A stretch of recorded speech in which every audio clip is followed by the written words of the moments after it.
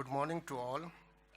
In order to initiate our 3 days national seminar on Buddhist studies, first of all, I would like to request the dignitaries on the dais to lead the land.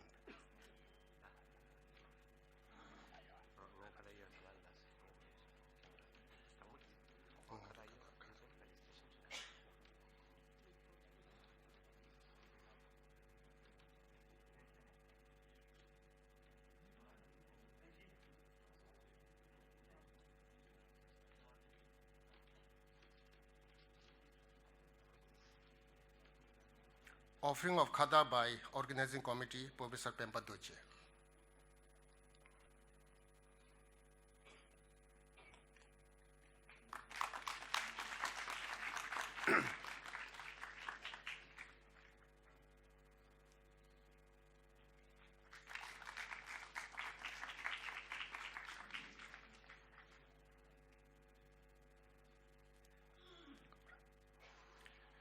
Felicitation of the guest of honor, the chief guest by VC Professor Gishingama Samdinla.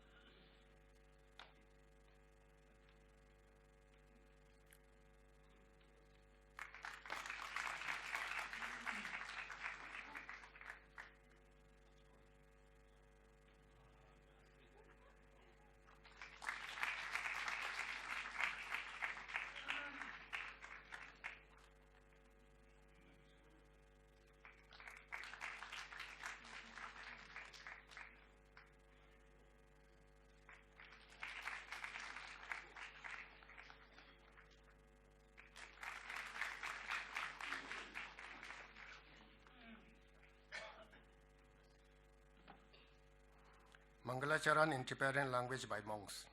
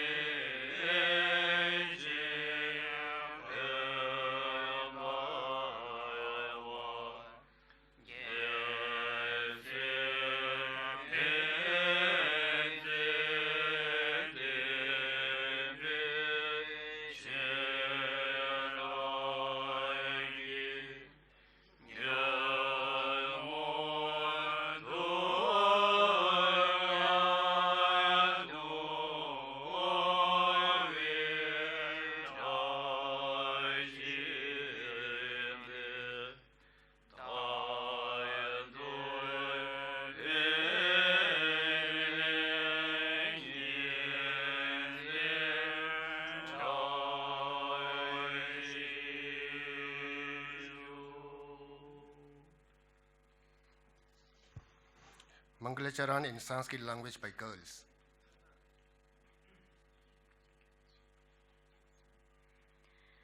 Buddham Trailokyanaatham Suravaranamitam Parasansaratirnam Dhiram Gambhiryavantam Sakalagunanidim Dharmarajabhishitam Krishna Mohandakaram Kalikalushaharam Kamalobhadyavantam Tam Vande Shakyasingham Pranamita Shirasa Sarvakalam Namami Sarvakalam Namami Vande Shri Vajrasattvam Bhuvanavara Gurum Sarvabhutam Bhavantam Nanarupam Jinendram Timirabhayaharam Nirmitam Merushantam Dharmadaram Munina Jinagunashubhadam Mandalam Vajradhatum Sarvanandekarupam Paramasukhamayam Dehinam mokshahetum Dehinam mokshahetum Sankastrailokyabandur Gunagananilayo Bodhicittaha sucittaha Bodhishwanandasiddho Vijitakalimalo Heruko Niladandaha Buddhaha Sarangarajo Vijitagunagana Sarvasattvanukampi Tushtaha Sarvardhasiddhim Dadatu Samarasa Mangalam Bodhisattvaha Mangalam Bodhisattvaha Mangalam Bodhisattvaha.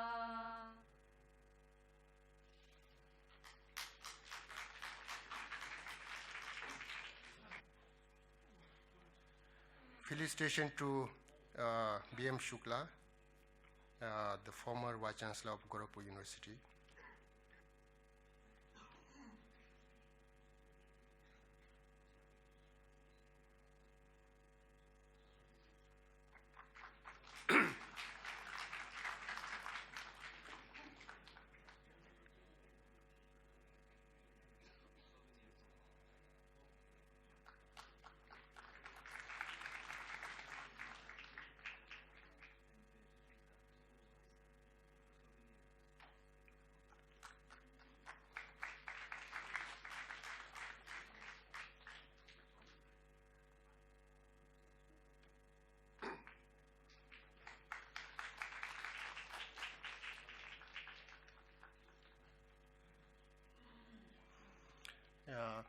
We are live.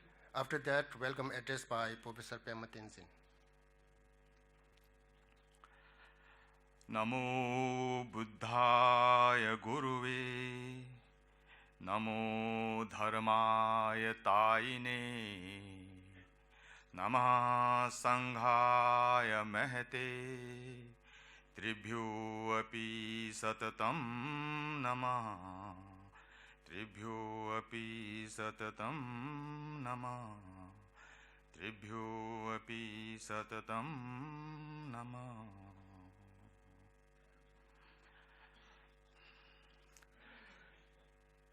केंद्रीय उच्च तिब्बती शिक्षा संस्थान अपनी स्थापना का 50वां वर्षगांठ मना रहा है।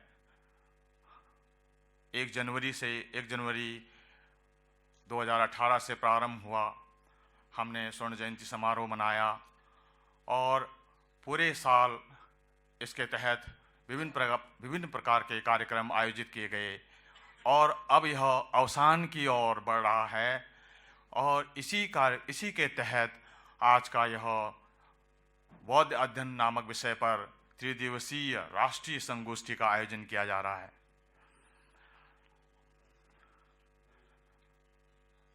मित्रों, काशी प्राचीन काल से ही धर्म एवं संस्कृति की नगरी, विद्या की नगरी और विभिन्न धर्मों एवं संस्कृति के समागम की नगरी है। यहाँ एक और सनातन धर्म सतत अविरल रूप से प्रभावमान है, तो दूसरी ओर सारनाथ में तथागत गौतम बुद्ध ने ज्ञान प्राप्ति के बाद प्रथम धर्म उपदेश दिया और अपने ज्ञान से जगत को आलोकित किया। मेरा मानना है कि वह धारा आज भी अविरल रूप से प्रभावमान है। आज भी एक और जहां काशी हिंदू विश्वविद्यालय पंडित महामना मदन मोहन मालवीय द्वारा स्थापित भारतीय संस्कृति का प्रतीक और प्राचीन एवं आधुनिक विषयों को समेटे हुए व्यापक रूप में स्थित है और विश्वविख्यात है, और दूसरी ओर केंद्रीय उच्च तिब्बती शिक्षा संस्थान एक लघु रूप में जो बौद्ध धारा को लिए हुए लेकिन विश्व में इसकी लब्ध प्रतिष्ठा है और यह प्रतिष्ठित है। आज इन्हीं दोनों धाराओं के जो शिक्षण संस्थाएं हैं उसके जो प्रमुख हमारे बीच में प्रोफेसर राकेश भटनागर जी, कुलपति काशी हिंदू विश्वविद्यालय, और प्रोफेसर गेशंगावा समदन जी, कुलपति केंद्रीय उच्च तिब्बती शिक्षा संस्थान, इसके साथ ही हमारे गोरखपुर यूनिवर्सिटी के भूतपूर्व कुलपति BM शुक्ला जी यहाँ उपस्थित हैं। मैं 3 विश्वविद्यालयों के कुलपतियों का यहाँ समागम है। मैं इसको बहुत ही क्या कहते हैं इन विभूतियों को अपने मंच में पा करके गौरवान्वित महसूस कर रहा हूँ। हम गौरवान्वित महसूस कर रहे हैं। और इतना ही नहीं, हमारे बीच में भिक्षु सत्यपाल जी हैं जो दिल्ली यूनिवर्सिटी के बौद्ध दर्शन विभाग के अध्यक्ष हैं, और हमारे भिक्षु प्रोफेसर वांगचुक दोरजे जी जो हमारे इस आयोजन समिति के अध्यक्ष हैं, वो भी मंच पर उपस्थित हैं।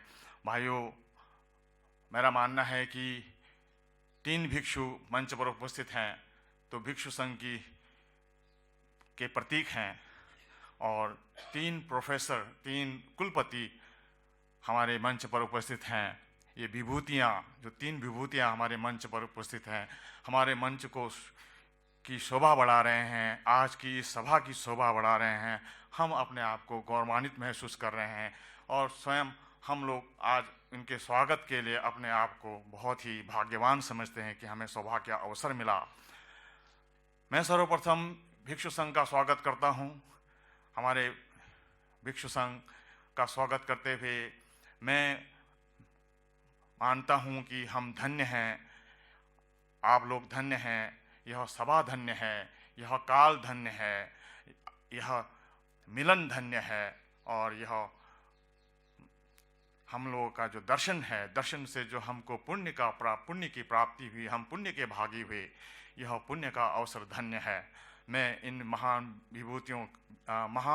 विभूतियों के स्वागत के लिए मुझे अवसर मिला। मैं अपने को बहुत ही सौभाग्यशाली मानता हूँ। मैं सर्वप्रथम प्रोफेसर राकेश भटनागर जी जो BHU के कुलपति हैं, आप हमारे विनम्र निवेदन पर यहाँ पधारे। आपने अपने अमूल्य समय निकाल करके हमारे बीच में उपस्थित हुए, हमारे मंच की शोभा बढ़ाई, हमारी आयोजन की सफलता के लिए आप यहाँ विराजमान हुए। हम आपका केंद्रीय उच्च तृतीय शिक्षा संस्थान की ओर से, संस्थान परिवार की ओर से और आयोजन समिति की ओर से सत नमन करते हुए हृदय से स्वागत करते हैं, अभिनंदन करते हैं। तत्पश्चात मैं गोरखपुर यूनिवर्सिटी के भूतपूर्व कुलपति BM शुक्ला जी जो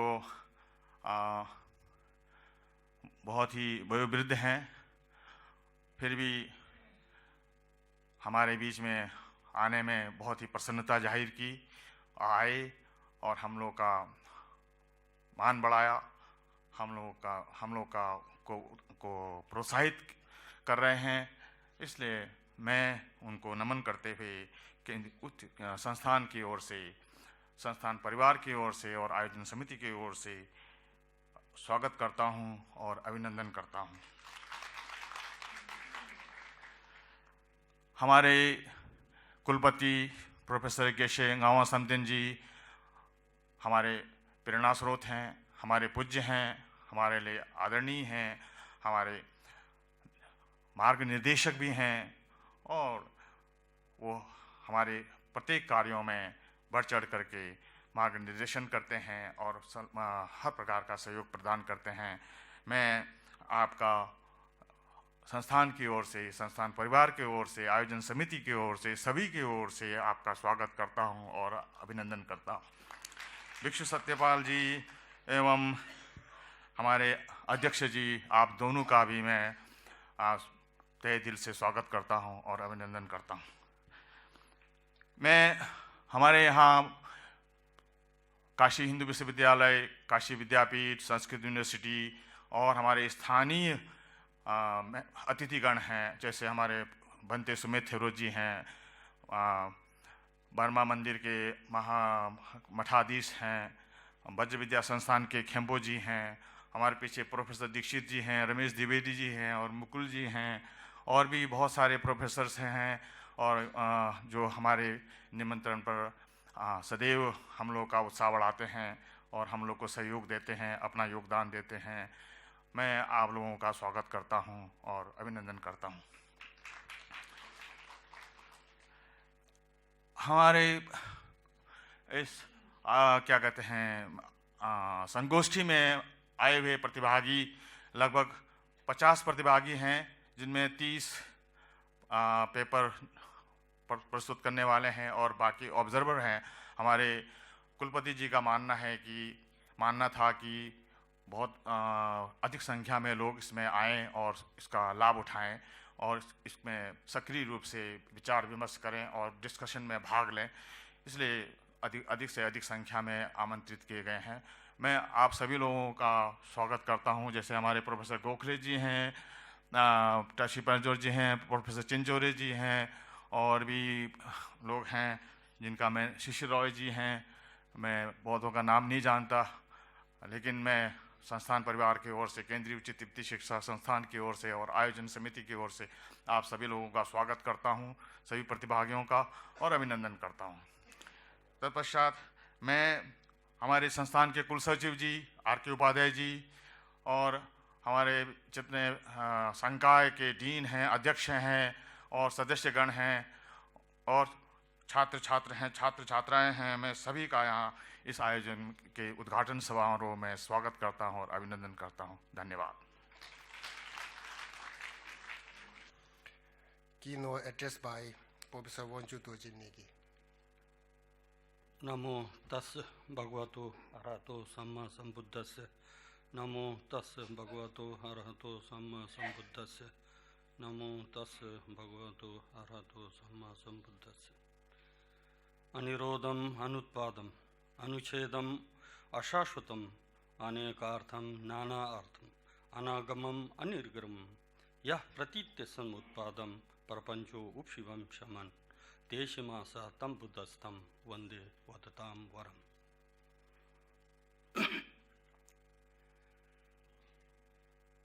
इस त्रिदिवसीय समगोष्ठी के अध्यक्ष पद्मश्री हमारे संस्थान के कुलपति प्रोफेसर एन समटेन जी, मुख्य अतिथि महामना द्वारा स्थापित भारत के अन्यतम विश्वविद्यालयों में से एक, उसके कुलपति प्रोफेसर राकेश भटनागर जी, तथा हमारे सम्मानित अतिथि, आप बता रहे थे कि इस समय वो जो है 96 वर्ष के हैं, ऐसे वयोवृद्ध ज्ञानवृत्त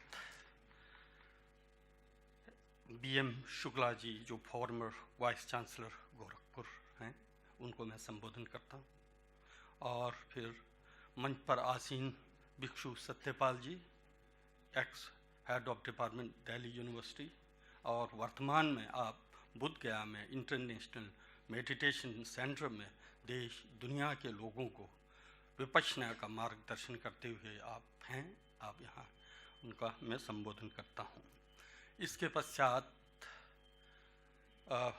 सांस्कृतिक एवं विद्या का केंद्र बनारस के विभिन्न संस्थानों से पधारे विद्वद्गण तथा इस संगोष्ठी में आए सभी प्रतिभागीगण और हमारे संस्थान के सभी वरिष्ठ एवं कनिष्ठ आचार्यगण, कर्मचारीगण एवं प्रिय छात्र एवं छात्रा। यद्यपि मैंने अपना जो की नोट था वो इंग्लिश में तैयार किया था, तो लेकिन कल शाम को ये हुआ कि वक्ता और श्रोता की उपयोगिता को देखते हुए यदि मैं संक्षेप में हिंदी में कहूँ, उसका जो है परिणाम आउटपुट ज़्यादा होगा, इसलिए मैंने जो अपना विचार इंग्लिश में पढ़ना छोड़ करके संक्षेप में उसका जो ब्रीफ है उसको मैं आपके सामने हिंदी में रखने चाहूँगा। उसमें भी विशेषकर विद्वानों के लिए मेरे पास कोई विशेष बात है नहीं, ऑब्जर्वर लोगों को जो आगे 5-6 सत्र जो चलेंगे उसमें कुछ प्रश्न पुटअप करने के लिए मैं जो है एक प्रकार से क्लू आप लोगों को देने चाहता हूँ। सर्वप्रथम मैं तथागत बुद्ध का व्यक्तित्व निश्चित रूप से मुझे बहुत अभिभूत करती है। जब भी मैं तथागत बुद्ध के जीवन के बारे में सोचता हूँ तो श्रद्धा अपने से अनायास उत्पन्न होती है। मैं देखता हूँ तथागत बुद्ध एक राजकुमार, कपिलवस्तु के राजा शुद्धोधन के पुत्र, इकलौते राजकुमार से, लेकिन जब उनका जन्म होता है वो जो है एक लग्जरियस पैलेस को छोड़ करके ऊपर जन्म होती है। हम में से किसी का भी शायद ही जन्म जो है कहीं घर से बाहर हुआ होगा, वो तो राजकुमार थे, उनका जन्म जो है घर से बाहर उपमान्य होती है, वो मुझे बहुत प्रभावित करता है। उसे ऐसा लगता है कि वो प्राणी मात्र के कल्याण के लिए ही इस भूभाग में अवतरित हुए होंगे। उसके बाद आप देखते हैं 29 वर्ष की अवस्था में जब शरीर में यौवन क्लाइमैक्स पर होती है, चरम उत्कर्ष पर होती है, धमनियों में शक्ति का संचार होता है, ऐसे समय में उन्होंने यशोधरा जैसी सुंदर पत्नी, राहुल जैसा बेटा को त्याग करके कठोर तपस्या के लिए निकल पड़ते हैं। जब मैं इसकी तुलना तथागत बुद्ध का एक अनुयायी होते हुए एक मंक, जब कभी सारनाथ से मैं परिक्रमा के लिए जाता हूँ और रिक्शा वाले के साथ 5 रुपए के लिए झगड़ा करता हूँ तो मुझे बहुत शर्म होती है, दुख होता है, मैं ये क्या करूँ। जिस तथागत बुद्ध का मैं अनुयायी हूँ, उन्होंने राजपाट को छोड़कर राजा की अपेक्षा रंग पन्ना चूज किया। तो फिर आगे देखता हूँ 6 वर्ष का उन्होंने कठोर तपस्या किया कंदराओं में, नदी के किनारे। मैं कर सकता हूँ क्योंकि मेरा बैकग्राउंड मैं जानता हूँ, लेकिन वो राजकुमार 6 वर्ष कठोर तपस्या करते हैं और तपस्या करने के पश्चात जब 35 वर्ष की अवस्था में वो बुद्धत्व को प्राप्त करते हैं तो उनका बाह्य जो अपीयरेंस है वो राजकुमार है, लेकिन आंतरिक जो है सर्वज्ञ है, बुद्ध हैं। उसके उपरांत भी उनके जीवन को देखिए, वो बुद्ध गया से जो है सारनाथ में धर्मचक्र प्रवर्तन के लिए पैदल आते हैं। ये मुझे प्रभावित करती है। यद्यपि जैसे कि बुद्ध चरित में अश्वघोष ने कहा है कि जिस प्रकार वायु में, जिस प्रकार आकाश में वायु रहती है, जमीन पर पानी रहता है, लकड़ी में अग्नि रहती है, ठीक उसी प्रकार तीनों कालों के जो बुद्ध होंगे उनका जन्म उनका बुद्धत्व की प्राप्ति बोध गया में होगा और धर्मचक्र प्रवर्तन जो है वो सारनाथ में करेंगे। इसलिए तथागत बुद्ध को जो है बुद्ध गया से जो है सारनाथ आना था। यहाँ पर आकर के उन्होंने अगेन दोबारा उपवन में ऋषि पतन मिग्धाओं में उपदेश करते हैं पंचवर्गीय भिक्षुओं को।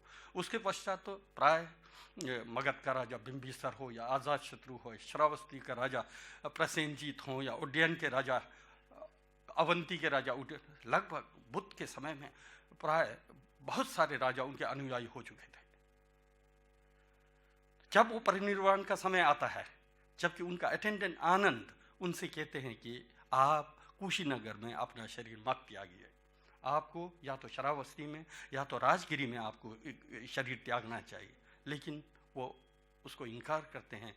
2 वृक्ष के नीचे अपने चटाई को बिछा करके जो है वहाँ परिनिर्वाण को प्राप्त है। उनका कितना सरल, कितना सुंदर जीवन था। जब मैं इसको स्मरण करता हूँ, निश्चित रूप से मेरे अंदर जो है ना श्रद्धा अपने से उत्पन्न होती है। हम सभी बुद्धिस्ट लोगों को, विशेषकर नव युवाओं को जो है तथागत बुद्ध की जीवनी से प्रेरणा लेनी चाहिए। इसलिए मैं यहाँ 1 मिनट का समय लेकर के उनके व्यक्तित्व पर बोलने का मेरा मंशा जो है ये था। उसी के साथ देखिए और एक शब्द में जोड़ने चाहता हूँ, तथागत बुद्ध जो है सर्वज्ञ थे, लेकिन वो जो है घर घर, गाँव गाँव, क्षेत्र क्षेत्र पैदल संक्रमण करते हैं। तो वहीं जब मैं अपने को तुलना करूं, कोई कहे कि आज तुम जो है भिक्षा पात्र लेकर के कहीं जाओ तो शायद ही मैं जा पाऊंगा, ये स्थिति हम भिक्षु लोगों में या उनके अनुयायियों में है। इसलिए कम से कम उनसे सीख करके हमारे अंदर जो थोड़ा बहुत अहंकार ये मैं वो है ना, उसको त्यागने का हम लोगों को प्रयास करना चाहिए, अगर हम प्रेरणा ले सकें तो। अब उसके बाद दूसरा, मैं बुद्ध वचन पर 2 शब्द बोलने चाहूँगा। थेरवाद परंपरा ये मानती है, जैसे कि अटकथा में आनंद स्वयं कहते हैं कि मैंने जो है तथागत बुद्ध से जो है 82,000 सकंदों को मैंने सुना था। 2,000 सकंद, 20,000 सकंद जो है मैंने सतवीरों से सुना था। इसका अभिप्राय ये हुआ कि जो पाली त्रिपिटक में आज 56 जिल्दों में बुद्ध वचन के नाम से संग्रह है, उसमें सिर्फ बुद्ध वचन ही नहीं है, उसमें जो है सतवीरों का भी वचन उसमें जो है संकलित है। शारिपुत्र, मौदगल्याण, कात्यायन आदि आदि। तो वहीं पर जो है उसमें जो है थेरी गाथा है। संपूर्ण हमारा अभिधम कोश तो हम सतवीरों के द्वारा संकलित या जो भी है मानते हैं। इस दृष्टि से यदि हम देखें तो त्रिपिटक जो है ज़रूरी नहीं है कि संपूर्ण त्रिपिटक बुद्ध के वचनों से निकले हों। तो इस पर हमको गंभीरतापूर्वक सोचना चाहिए। इस दृष्टि में यदि आप देखें महायान जो वचन हैं उसमें भी जो बहुत सारे जो बोधिसत्वों के द्वारा उपदेशित है। तो यदि हम इसको लें तो फिर इसमें हमारे को जो है पाली त्रिपिटक और महायान त्रिपिटक में बहुत ज़्यादा मतभेद की आवश्यकता नहीं है, ऐसा मेरा मानना है। क्योंकि वैसे भी बौद्ध धर्म शब्द प्रमाण नहीं मानती है। शब्दों का अर्थ से कोई अभिन्न संबंध नहीं है, अपरिहार्य संबंध नहीं है। शब्द मात्र संकेत है, अर्थ का संकेत मात्र है। शब्द और अर्थ में अभिनव संबंध होता तो एक जल लें, पानी लें, पानी के लाखों ना हजारों वो है शब्द हैं, तो फिर कैसे संबंध बिठाएंगे। तो इसलिए तो मेरा तो मानना है बुद्ध के वचनों का अर्थ में लेना चाहिए, है ना, शब्द में हमको नहीं लेना चाहिए, ऐसा मेरा मानना है। इसीलिए कभी कभी महायान ग्रंथों में ये आता है अर्थ प्रति शरण न व्यंजन प्रति शरण, धम्म प्रति शरण न पुद्गला। वो कहते हैं कि अर्थ के शरण में जाना चाहिए, ना कि व्यंजन या शब्द के शरण में। धम्म के शरण में जाना चाहिए, ना कि व्यक्ति के। इस दृष्टि से यदि देखें तो मैं समझता हूँ महायान और महायान में समन्वय स्थापित हो सकता है। आगे चल करके जब हम बुद्धिस्ट काउंसिल की बात करते हैं, बुद्धिस्ट संगति की बात करते हैं, तो मैं अपने को गौरवान्वित मानता हूँ भारत की संस्कृति को। 6th सेंचुरी BC में जब प्रथम संगति जो राजगिरी में हुआ था, कहा जाता है कि 500 अरहत एकत्रित हुए थे। उसका स्पॉन्सरशिप जो आज़ाद शत्रु ने किया था, वो जो है 5 महीने तक चला था। कितना दिव्य सम्मेलन रहा होगा।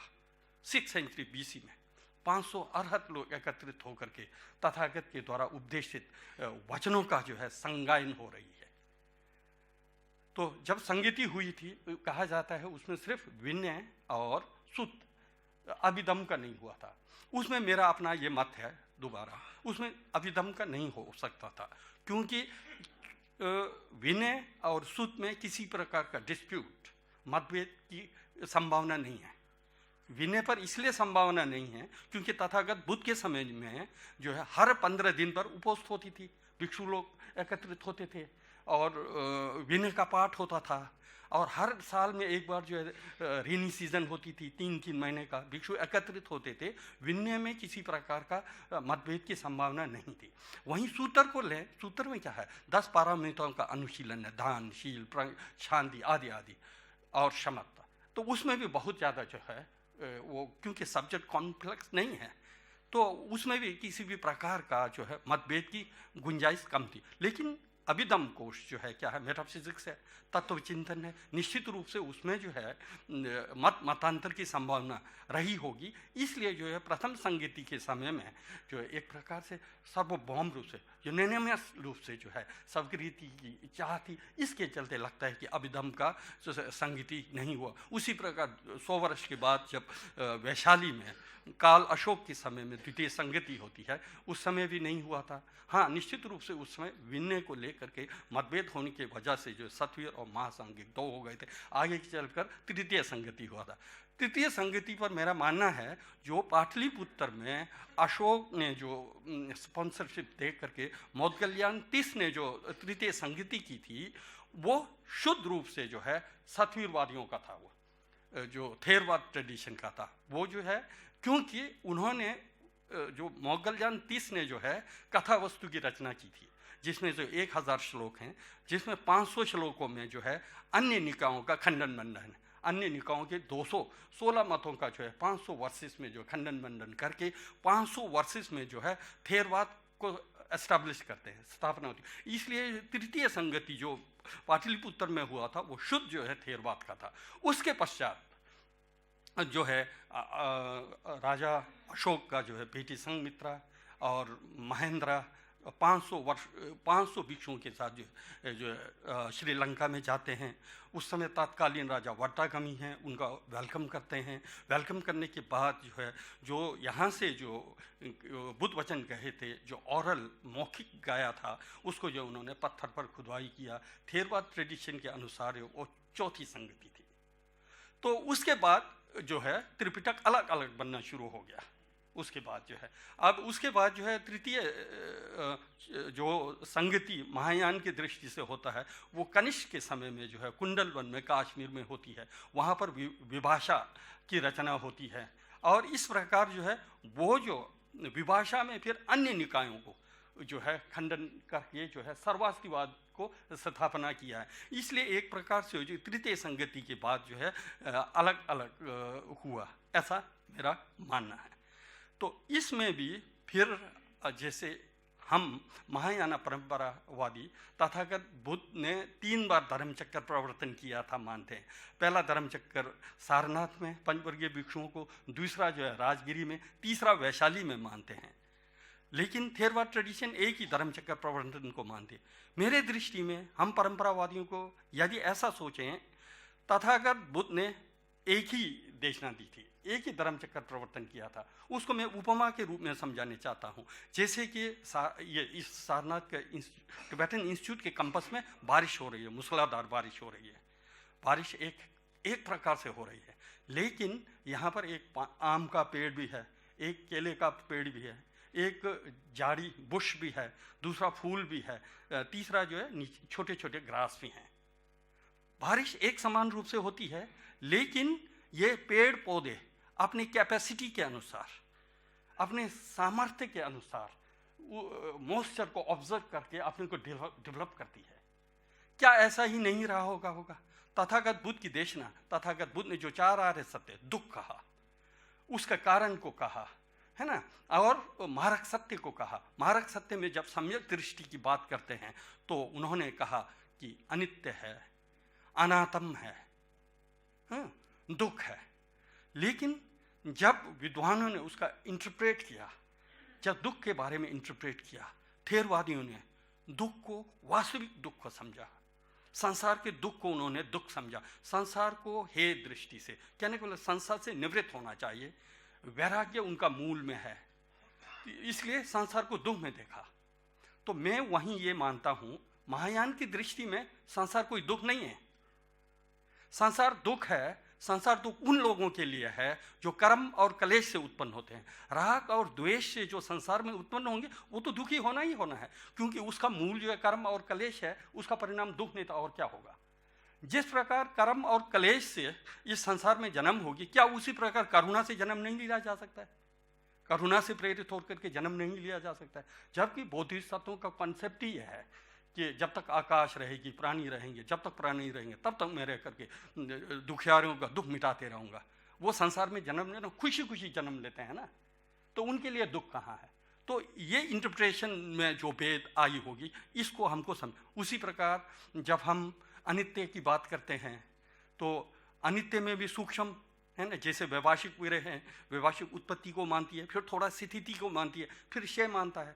वहीं स्वतांत्रिक में जा करके उत्पत्ति और भंग एक काल है, उत्पन्न और व्यय जो है जैसे समकालीन है। शालीस्तंभ सूत्र में जिस प्रकार से तकली का तराजू का उपमा दे करके, तराजू का 2 पलड़ा जो है समकालीन, एक ही समय में ऊपर और नीचे उठती है, उसमें गैप नहीं होता। ठीक उसी प्रकार उत्पत्ति और व्यय क्षणिक है, समकालीन जो है उत्पत्ति और व्यय जो है समकालीन होता है। समकालीन होना भी चाहिए।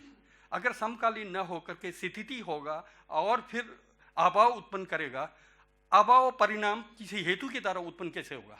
जब वस्तु अभाव है तो उसकी उत्पत्ति संभव ही नहीं है, उसे जो किसी कारण और के द्वारा अभाव की उत्पत्ति हो ही नहीं सकती है। तो उत्पत्ति जो है जैसे उत्पन्न हुआ वैसे ही व्यय हुआ। इस प्रकार मैं समझता हूँ गंभीरता पूर्वक वर्णन से जो है एक प्रकार 3 धर्मचक्र प्रवर्तन वेरे का नाम तो नहीं पड़ा होगा, इस पर जो है विचार करना है। उसी प्रकार अनात्म को लें, प्रतीत्य समुत्पाद को लें, है ना। थेरवाद ट्रेडिशन प्रतीत्य समुत्पाद को क्या है, इदम क्या है, अस्मिन् सति इदम भवति, अस्मिन् उत्पत्ति अस्य उत्पादा, जो भी हो इसकी उत्पत्ति से ये होती, इसके होने से ये होता है।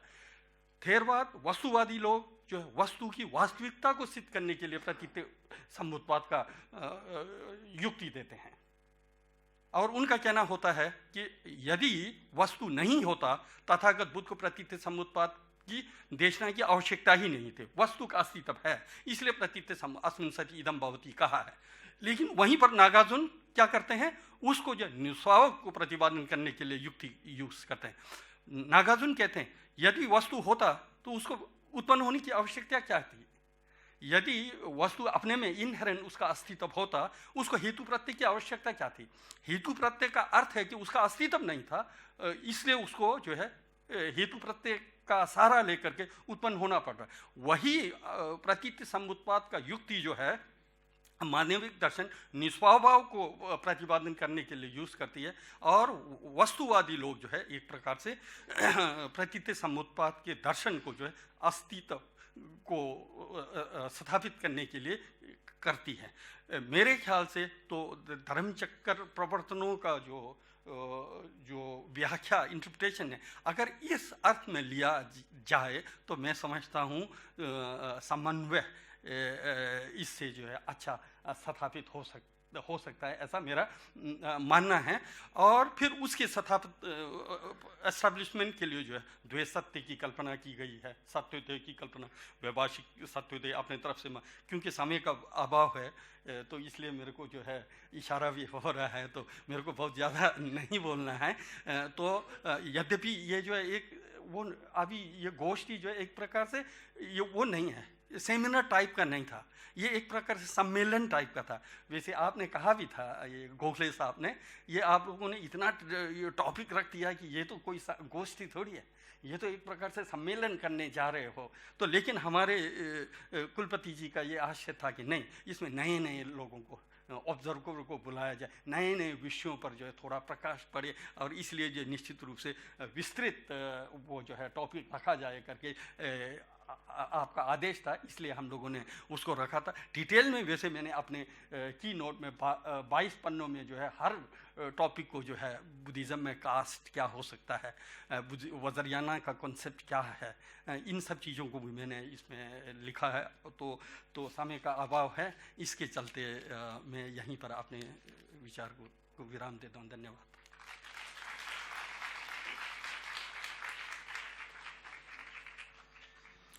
Speech by Professor Bhikshu Satyapal, Head of International Buddhist Center, Bodh Gaya. भागीदार सभी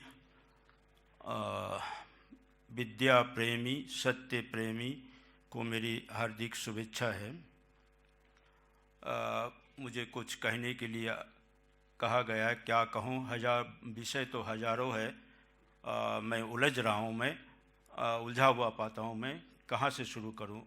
तो एक समाधान मुझे मिला कि जहाँ से आज के संगोष्ठी का शुरुआत है वहीं से शुरू करूँ। मेरा एकदम सहज समाधान यही मिला मुझे उत्तर। तो संगोष्ठी का शुरुआत जो है हम दिए जलाकर किए हैं। तो ये दिए जलाने की जो परंपरा है, हम देखते हैं जब कभी कोई शुभ अनुष्ठान होता है, चाहे वो कुछ भी हो, दिए जलाते हैं अवश्य ही। तो ये दिए जलाना एक प्रतीक है, प्रतीकात्मक ये घटना है, और ये हमारा सारा भारतीय दर्शन, भारतीय संस्कृति, भारतीय परंपरा का ये एक जड़ है, जो हमारा लक्ष्य है, उसी का एक प्रतीक है। क्या प्रतीक है?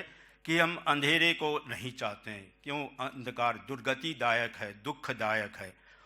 इसके विपरीत जो है रोशनी जो है सुखदायक है, सुखवर्धक है, हमें लक्ष्य तक पहुंचाता है। यही सारे भारतीय का जो दर्शन है उसे हम निचोड़े तो हम यही पाएंगे कि माँ तमसो माँ ज्योतिर्गमय। और बुद्ध भी भारतीय थे, उनकी जो वाणी था बौद्ध विद्या जो है वो भी शुद्ध भारतीय है। तो इसलिए इस दिए के प्रतीक के साथ वो भी हमें जोड़ना चाहिए, हम उससे बाहर नहीं हैं। तो अभी जितने भी हम यहाँ बैठे हैं, चाहे छात्र हो चाहे अध्यापक हो, हम सभी खोजी है। और किसकी खोज? सुख, शांति और सत्य। तो हम कहाँ विपदगामी हो जाते हैं, पहले हम सत्य सुख शांति की खोज करते हैं, और कुछ जो है पहले सत्य की खोज करते हैं। यही दो अंतर है। जहाँ सत्य की खोज करेंगे, हम पहले इम्पोर्टेंस देंगे, वो हमारा सुख और शांति की ओर, परमानेंट सुख और शांति की ओर ले जाएंगे। लेकिन हम सत्य को छोड़कर जब हम सुख और शांति को प्राधान्य देकर, प्रमुखता देकर हम ढूंढेंगे, वो सुख और शांति कभी भी परमानेंट नहीं हो सकता है। तो ये हमारा दोनों को साथ लाना चाहिए, किंतु प्रमुखता क्या देंगे? हम सत्य को देंगे। ये हमारा प्राधान्य है, तभी हम जाके परमानेंट सुख शांति की ओर हम जा पाएंगे। तो जो भी हो, तो अभी हम विषय जो है बौद्ध अध्ययन, हमारे नेगी जी बताए, शायद किसी ने सुझाव दिया ये तो मेला है, ये तो सम्मेलन है। बात सही है, और सम्मेलन से ही हमें कुछ प्राप्त करना, ये भी हमारा उद्देश्य है कि हमें बौद्ध अध्ययन, उसका क्या उद्देश्य है वो हमें खोज निकालना है। बौद्ध अध्ययन हम पाली में भी पाते हैं और बौद्ध अध्ययन में भी पाते हैं। पाली में तो पाली का जो दायरा है, पाली साहित्य के दायरा, स्कोप जो है वो सीमित है, बुद्ध काल तक ही है उसके काल। बौद्ध अध्ययन का काल बुद्ध से लेकर आज तक, का इसका दायरा है। तो इसलिए हमें बौद्ध अध्ययन की ओर रुझान हमारा रहना चाहिए ताकि हमें व्यापक हमें ज्ञान मिले। पाली में मिलेगा, वो भी सत्य है, उससे भिन्न नहीं है, लेकिन इसका इसमें विस्तार है। आज तक की जो विद्वान है बुद्ध के बारे में क्या बोले हैं सब हम वहाँ जान पाते हैं, विस्तार से एनालिटिकल वे में जाते हैं। तो कुछ कहेंगे जैसे हमें मतभेद है, मतभेद होना स्वाभाविक, जहाँ गणतंत्र है वहाँ मतभेद होगा ही, ये निश्चित है। जैसे गंगा का पानी जो है, अब अगर विवाद छेड़ा जाए कि गंगा का पानी कहीं पर लाल क्यों है, कहीं पर पीला क्यों है, कहाँ काला क्यों है, अगर ऐसे विवाद हम खड़े करते जाए तो उस विवाद का तो कोई अंत नहीं है, वो विवाद बढ़ता है, विवाद से विवाद बढ़ता जाएगा। लेकिन हम अगर चाहे गंगा से हिमालय से निकले पानी और यहाँ जो लाल पीले काले पानी है उसको अगर वैज्ञानिक विश्लेषण करें H2O ही हमें मिलेगा, वो हमें वो ही देखना है। जैसे उन्होंने बताया हमें शब्द में उलझना नहीं चाहिए, अर्थ में जाना चाहिए हमें। अगर हम अर्थ में जाते हैं, व्यंजन में जाना नहीं है, अर्थ में जाना है, तो हमें समाधान तुरंत मिल जाएगा हमें। तो यही कहकर मैं ये भी कहना चाहता हूँ, बौद्ध साहित्य चाहे बौद्ध अध्ययन हो चाहे पाली अध्ययन हो, सभी अध्ययन में जीवन के जितने भी समस्या है सबका समाधान है। बस हमें बुद्ध बताए, हमें कोई नया तपस्या 6 साल कठोर तपस्या करने की ज़रूरत नहीं है, केवल अध्ययन की ज़रूरत है।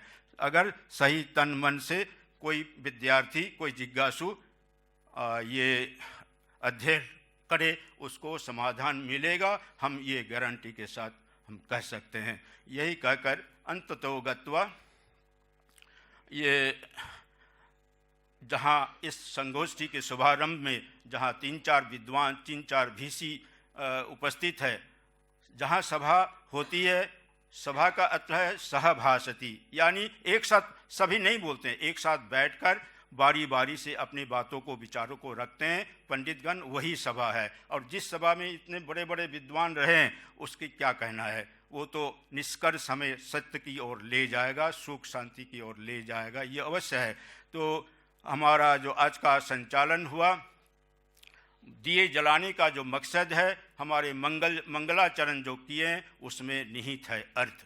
और खासकर संस्कृत में जो बोले 2 बच्ची, वो बहुत ही अगर शब्द को देखा जाए बहुत सुरीली था, सुंदर था, अर्थ भी बहुत सुंदर था। और हमारे जितने वक्ता भी बोले हैं वो भी बहुत सुंदर है, ज्ञानवर्धक है, हमारा जीवन में लक्ष्य को तक ले जाएगा, ये हमें उम्मीद है। यही कहकर मैं धन्यवाद देता हूँ।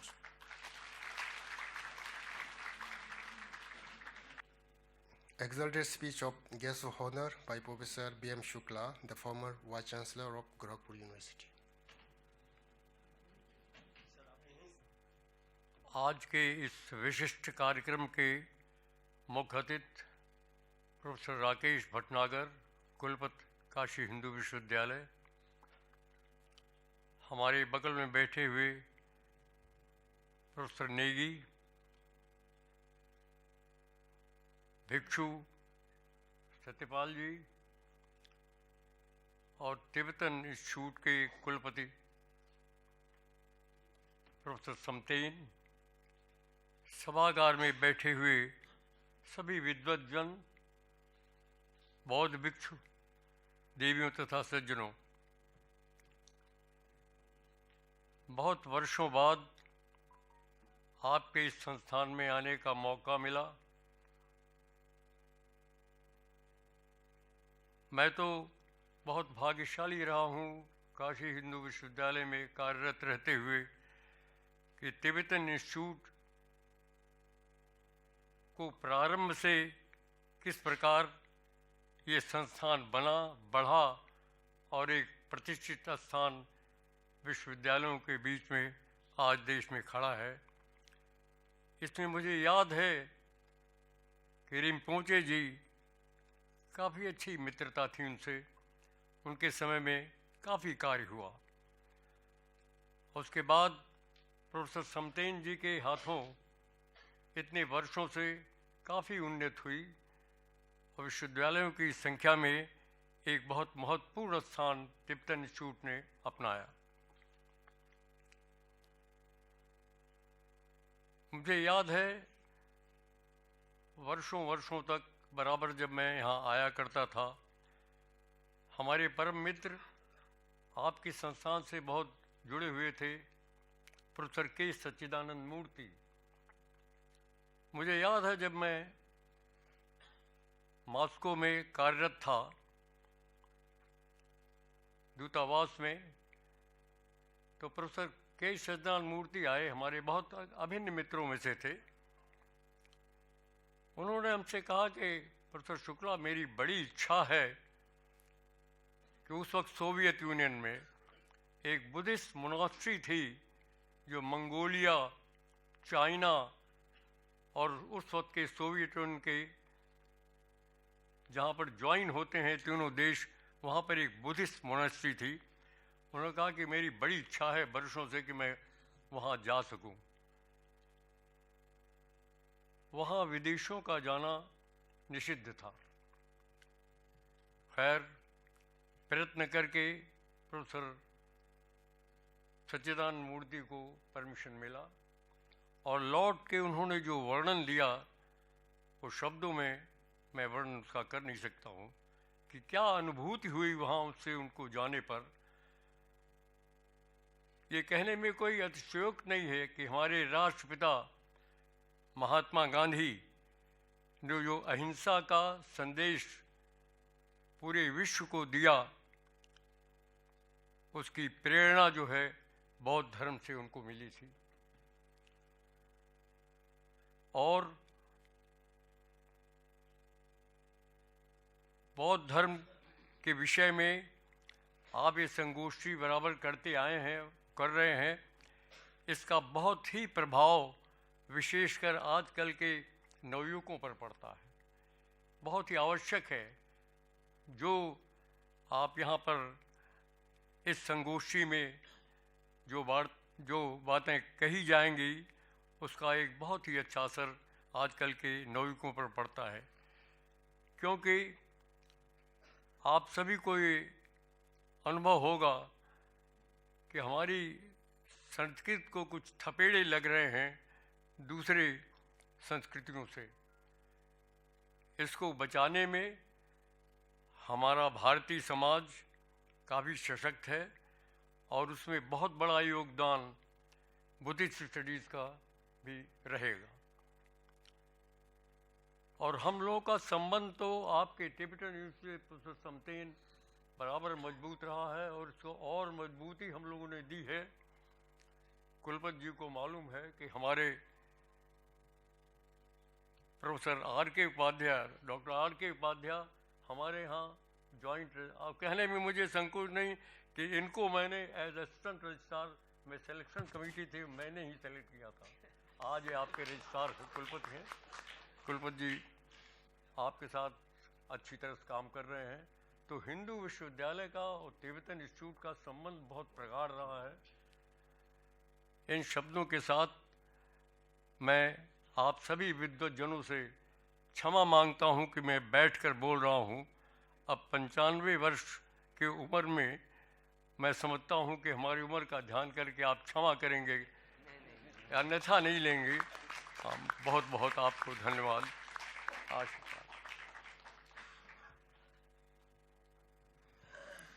Exalted speech of chief guest by Professor Rakesh Patnakar, Vice Chancellor of Banaras Hindu University. Good morning.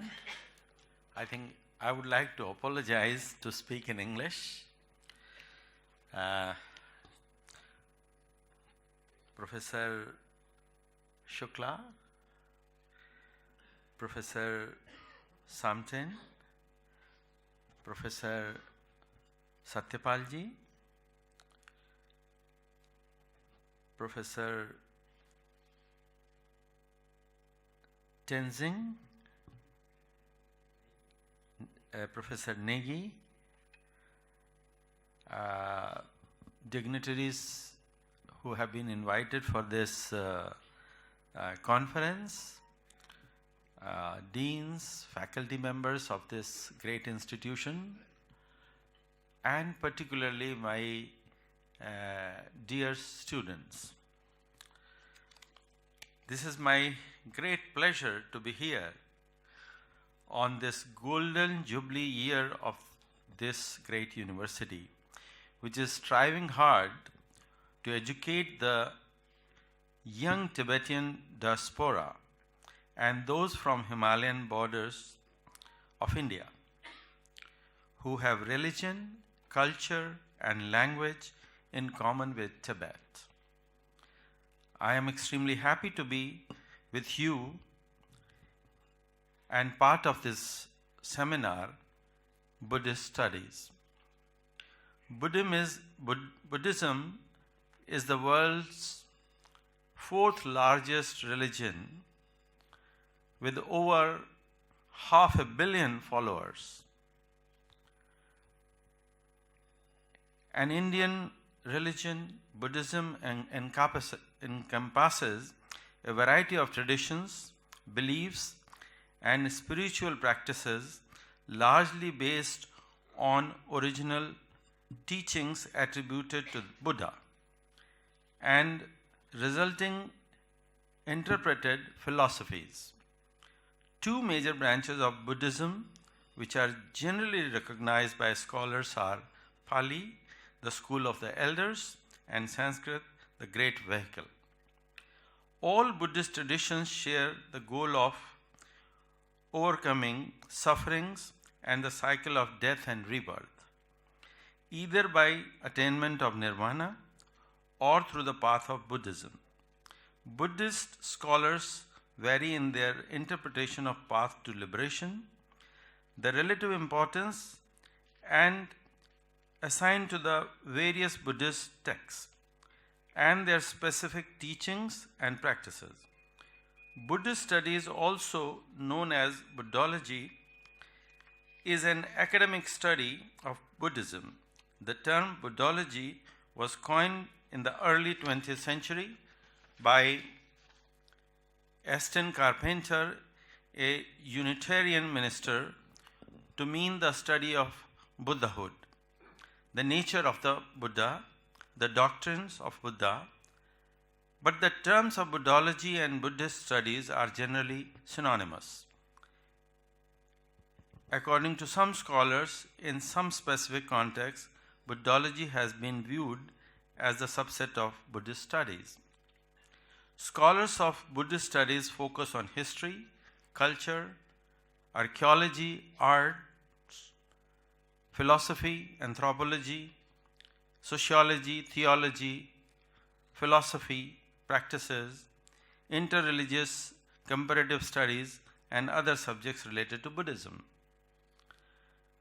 Prominent European programs on Buddhism includes Oxford University, Cambridge University, School of Oriental and African Studies, Humboldt University of Berlin, University of Bonn, University of Vienna, etc.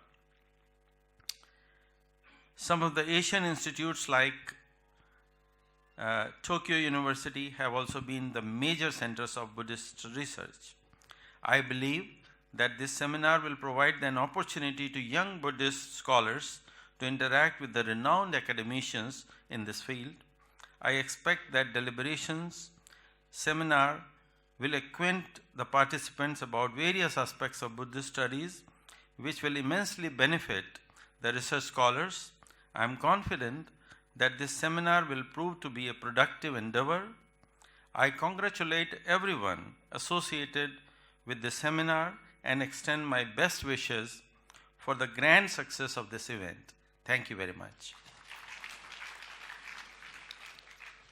Speech of Chairperson, Professor Geshe Ngawang Samdinla, Vice Chancellor of Central Institute of Higher Tibetan Studies, Sarnath.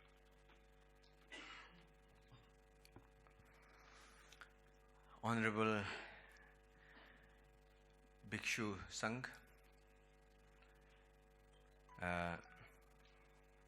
respected Professor Rakesh Bhatnagar ji, Professor B.M. Shukla ji, Bhikshu Satpal ji, and our Dean of Hetu and Adhyatma faculty, Professor Wangshu Dorje Neki, and the chief priest of Burmese temple, and Bhande Sumetheroji, and the other monastic institutions in Sarnath from Nyingma Institute, and the scholars who have come from outside, the eminent scholars who are here to participate this seminar, and the scholars from the local institutions, and the faculty members and dear students. This is a great opportunity for us, as it was said in the beginning, that we have been observing the Golden Jubilee celebration since the first day of January this year, and we have been organizing a number of other programs. So this is now at the end. We are almost at concluding in a mode and this is one of the event. Buddhist studies, since Sarnath is the place where Buddha gave his first Dharma sermon, so it has a great significance. The first Dharma sermon on Four Noble Truths is the kind of infrastructure that Buddha laid down, the framework of entire Buddha's teachings and the Buddha's practice, philosophy and spiritual system, we can say.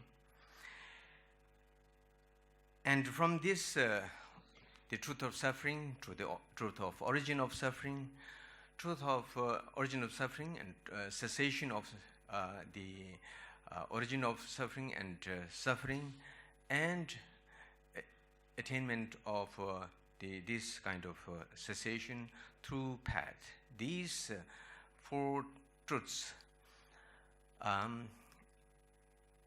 themselves presents before us a huge kind of system, philosophically, soteriologically, spiritually. So therefore it is as a result of the first Dharma sermon, then you can see in the remaining Dharma sermons as well, it is very much reflected in very deep ways. And out of this teaching, we can see that some of the Buddha's, very fundamental kind of thought, because after this teaching, Buddha brought a very revolutionary kind of, we can say, revolution in two ways. One is this philosophical revolution, and the another is a spiritual revolution. The philosophically, we can find so many things which departed from the then kind of the thought system. One of them, it can be said like all the component compounded phenomena are impermanent. So now at this stage, since science has also proven, and many people are very much acquainted with this, it doesn't seem to be much kind of a kind of statement or reality that takes us back. But at that time, everybody was taken back that every compounded phenomena is impermanent, momentary, not even standing still for a single fraction of a second, a millionth fraction of a second. So he did not calculate that millionth fraction of a second at that time, but it was several hundreds of fraction of the a very single shortest moment. So this is a kind of very fundamental, philosophically speaking, very much a departure. And then the next one is all the contaminated entities are suffering in nature, whether it is outcome of originated from contaminated entity, or they are associated with the contaminated entity. They are suffering in nature. So we I don't want to go into detail, but this statement itself presents before us a huge kind of, window through which we can look into the world of the suffering and how they suffer and the system under which the whole system works, right? And then the entire phenomena, whether it is compounded or is not compounded, they are all interdependent and they do not have any substantial entity or substantial existence, which in a way is selflessness, which we call anatta according to Buddhist technical term, but in general term we can say there is not a single kind of entity, even an iota of existence that is self-sufficient, that is intrinsically existent, that has a concrete existence. Everything is interdependently originated. So, and the fourth one is how, so everything, every contaminated entity is a suffering, then how one can come out of that suffering through the realization of anatta, impermanence, and through realization of interdependent nature. Through realization of these realities, then one can abandon and one can be free from the contaminated afflictive mind. The bondage, what is that bondage? The bondage that has caused by afflictive mind. And that in turn again is through not realizing the reality, ultimate reality, the reality of the impermanence and the reality of total independent nature. Once these are realized and the contaminated entities are eliminated, then one can attain total freedom, that is the nirvana. So these are the four cardinal principles in Buddhism that not only gives the philosophical background of entire Buddhist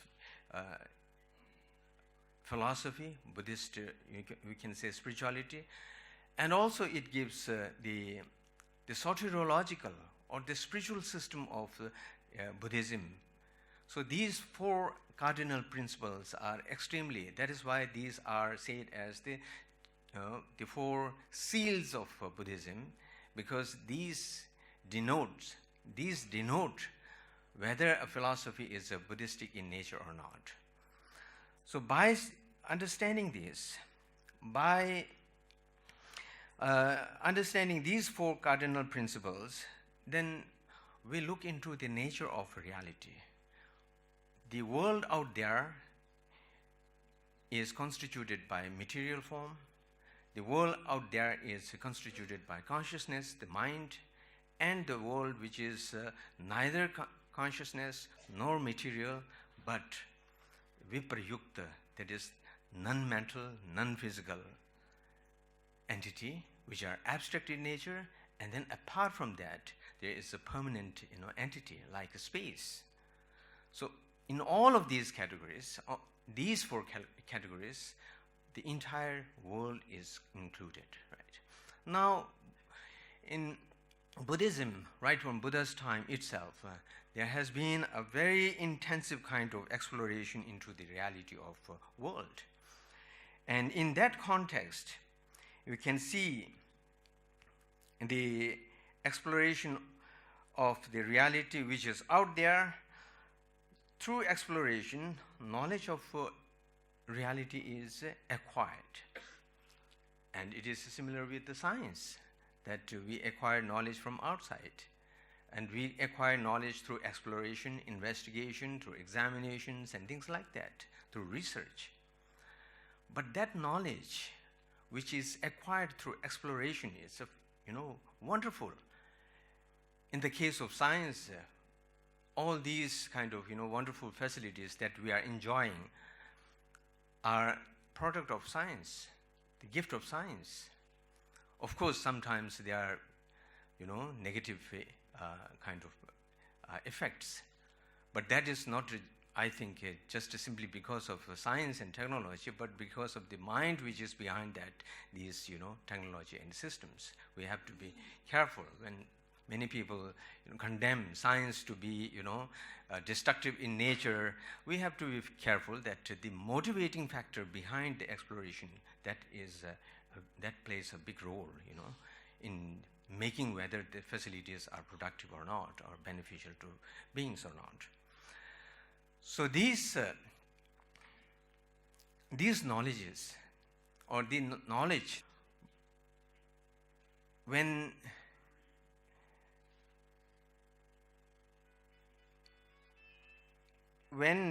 this kind of knowledge out there is taken up to the experiential level through various practices and through various devices devised by experienced and the meditators and those inner scientists, we can say, when these are internalized, when these knowledges are internalized, then these knowledges transform into wisdom. So therefore, there is a big difference between knowledge and wisdom.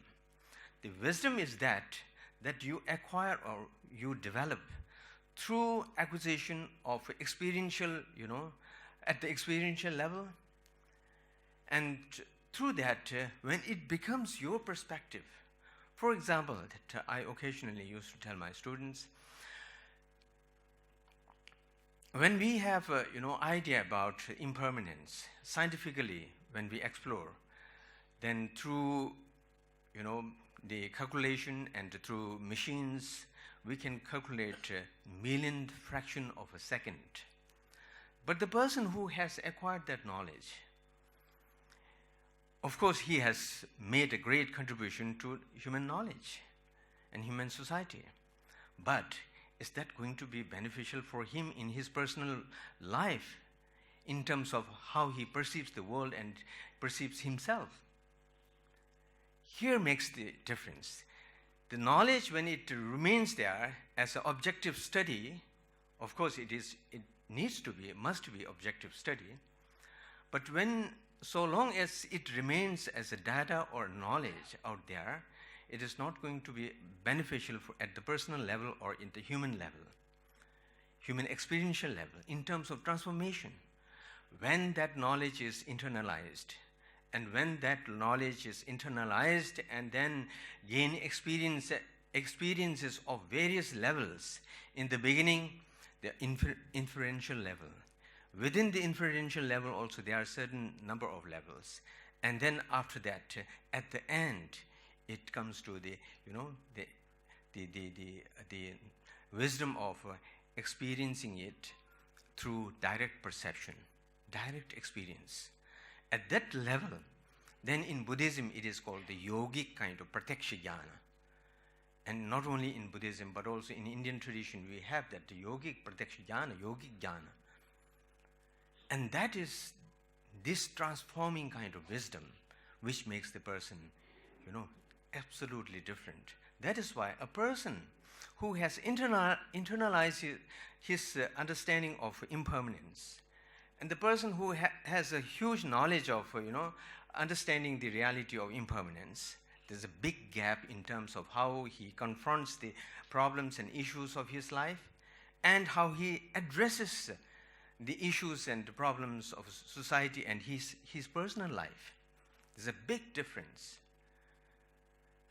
In the similar manner, the understanding of impermanence is in Buddhism regarded to be of a higher but not the highest level, but then the anatta or the anatma or selflessness or understanding of the subtlest level of interdependentness. And when that takes place, there's a complete understanding of how internally the mind functions, how internally this cyclic existence, the samsara functions, how one can get out of the samsara, how one can, come out of problems, daily problems. Not only just we are talking about the nirvana in general, but in daily life, how one can come out of the problem. And this is, once person understands the interdependentness and the impact of the afflictive mind, right? Kleshas, the afflictive mind, the greed, right?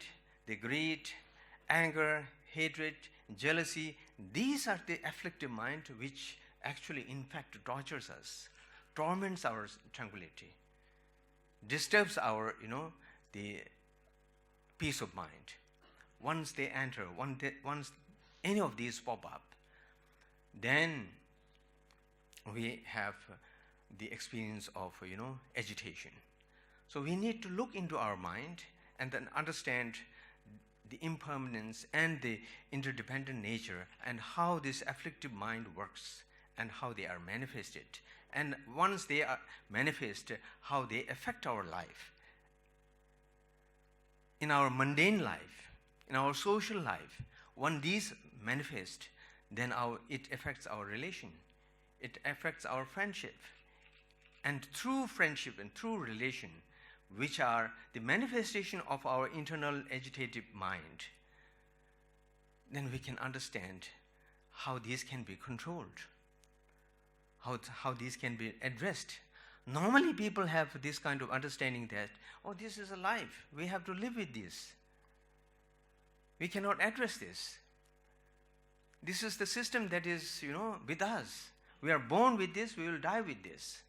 And Buddha says this is not the case. You may have born with this, but you can go out of, you can be free from this kind of system. And this is, if one needs to come out of this system, then we have to internalize and then we have to introspect how mind functions.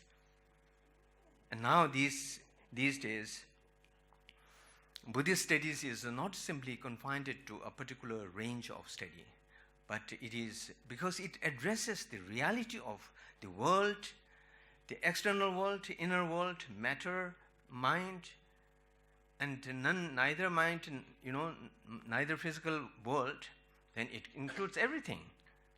So since it is addressing the reality of almost, not almost, all of the phenomena, so whenever any problem comes, if we can use the perspective of Buddhism, that is going to be certainly beneficial, not from the religious point of view, but from the philosophical point of view, from the epistemological point of view, from the logical point of view, from the psychological point of view. Now these are being used. These are being now, I shouldn't say used, but scientists who have developed interest in these areas, they are now using the Buddhist method in understanding the neurological systems, understanding the mind at a deeper level, understanding the emotions in deeper level, and through which mindfulness and the Satipatthana or Smriti Upasthana, through these methods they apply in the scientist, the world's top ranking scientist. They bring meditators from outside, from the meditation cells, and then the philosophers from the monasteries and other institutions, and then sit with them and to discuss on these issues and experiment them in their labs. For the last more than a decade, they have been doing this, and the result has been groundbreaking. And right now, it is at the very initial stage, but yet it is groundbreaking that how we can, how through meditation we can calm our, anger and those agitated minds, and how this can be done, and how we can acquire a tranquility in mind. Through a scientific way, there are hundreds and hundreds of research papers being published in the world famous number 1, 2 journals, scientific journals. And it has become an established kind of fact now that even UNESCO and UNO and many of the governments who tend to be not entertaining even even a very small entity of religious stuff in their system. Now they are promoting it. Why I'm saying this is that the Buddhist study is not confined to a kind of religious study. So therefore, in this conference agenda, we have tried to incorporate many of those areas, including quantum physics. The Professor C.C. Roy is here. On quantum physics, he will be speaking. Now, these days, lots of dialogues are being undertaken between Buddhist philosophy and quantum physicists. So it is not just, it is entering into so many areas.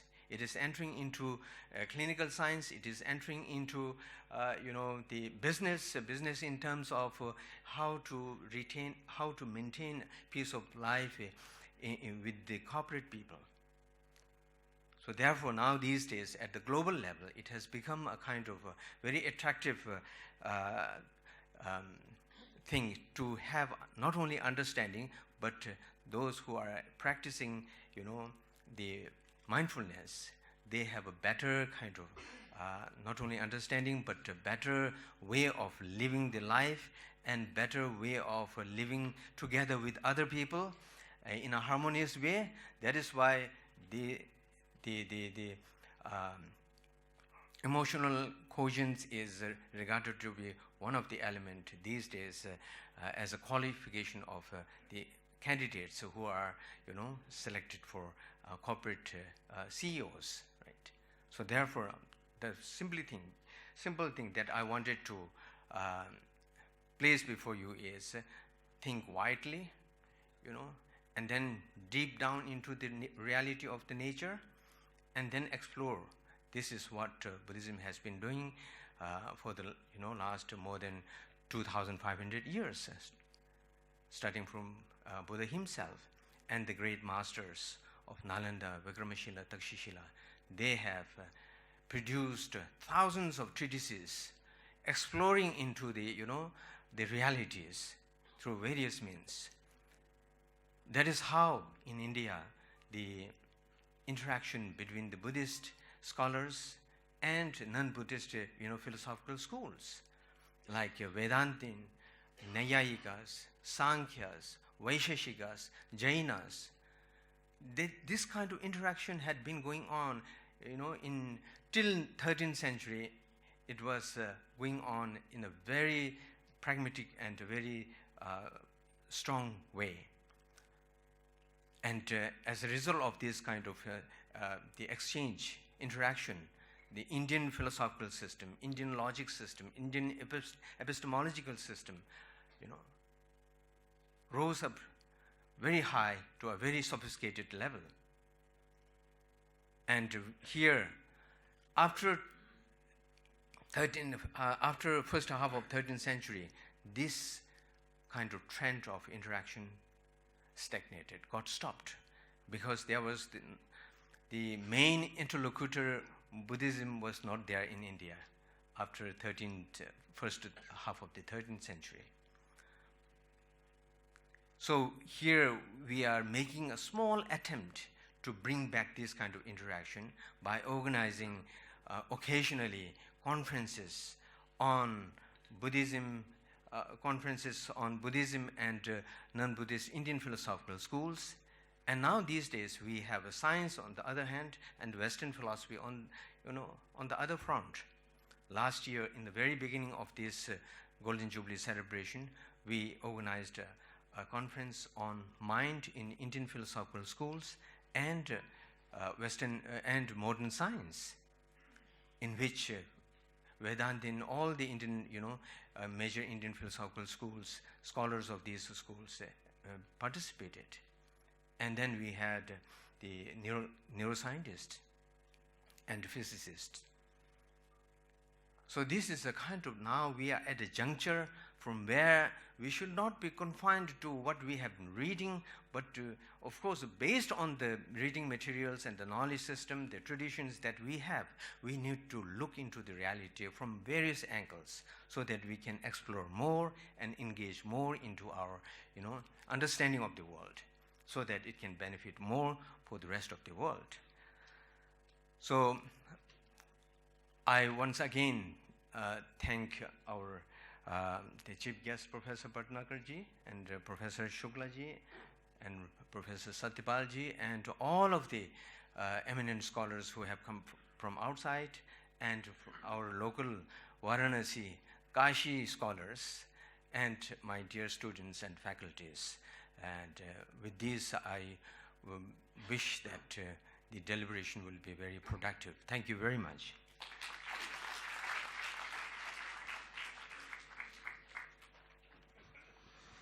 Vote of thanks by our Registrar, Dr. Ranshin Kumar Upadhyay ji.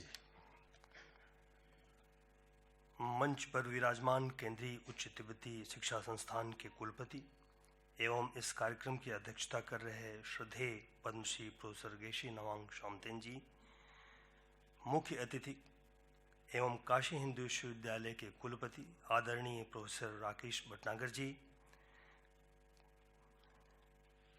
Professor श्रद्धेय professor BM Shukla ji, Gorakhpur विश्वविद्यालय के भूतपूर्व कुलपति, एवं मंच पर बैठे श्रद्धेय बौद्ध भिक्षु सतपाल जी, हमारे हेतु एवं अध्यात्म विज्ञान विद्या के संकाय प्रमुख प्रोफेसर वांगचुक दोरजे नेगी जी।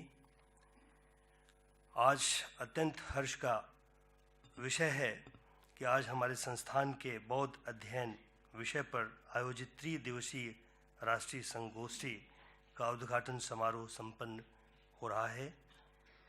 इस अवसर पर मुख्य अतिथि के रूप में काशी हिंदू विश्वविद्यालय के कुलपति प्रोफेसर राकेश भटनागर जी पधारे हैं। हम आपके प्रति हृदय से कृतज्ञता ज्ञापित करते हैं और अपनी अत्यंत व्यस्तताओं के बावजूद आपने हमारे कार्यक्रम के लिए समय निकाला। हम सभी आपके आभारी हैं। गोरखपुर विश्वविद्यालय के पूर्व कुलपति एवं इस समारोह के विशिष्ट अतिथि श्रद्धेय प्रोफेसर BM शुक्ल जी, हम लोगों के गार्जियन, मैं बहुत आभारी हूं और आपका विशेष धन्यवाद ज्ञापित करता हूं क्योंकि आपने बहुत कम समय में हम लोगों का जो निवेदन था उसको आपने स्वीकार किया। इस उम्र पे आपने यहाँ समय से आप आए।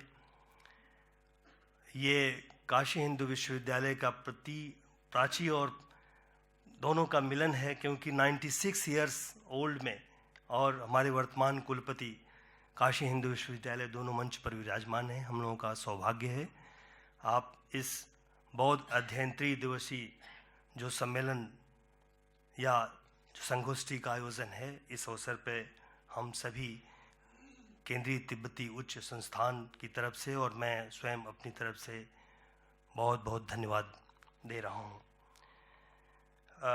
आपके इस आगमन से इस कार्यक्रम के आयोजकों एवं छात्र छात्राओं के निश्चित रूप से मनोबल बढ़ा होगा।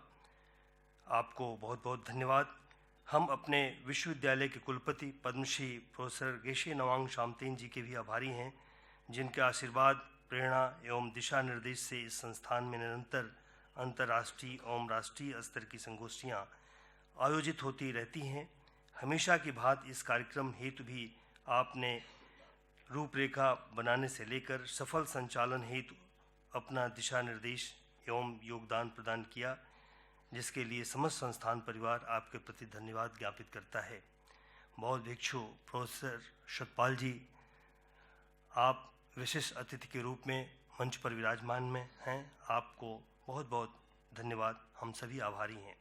इस संगोष्ठी हेतु भारत एवं वाराणसी के विभिन्न क्षेत्र से पधारे आमंत्रित वक्ता एवं सहभागी गण के प्रति भी हम आभारी हैं और उन्हें विशेष धन्यवाद।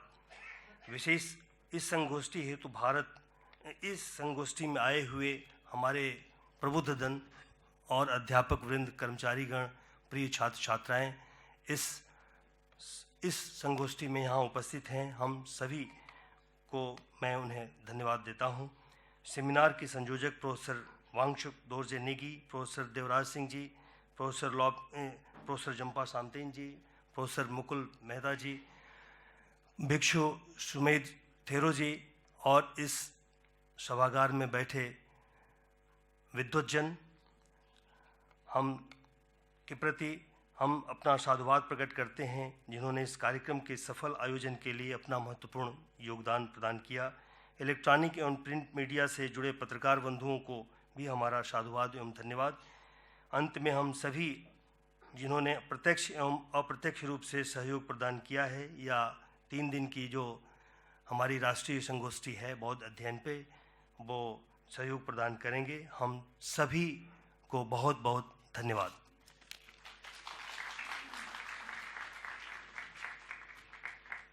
Tea time for 10 minutes. Lumye wan nam ja, this was a schedule pero chi shuaye.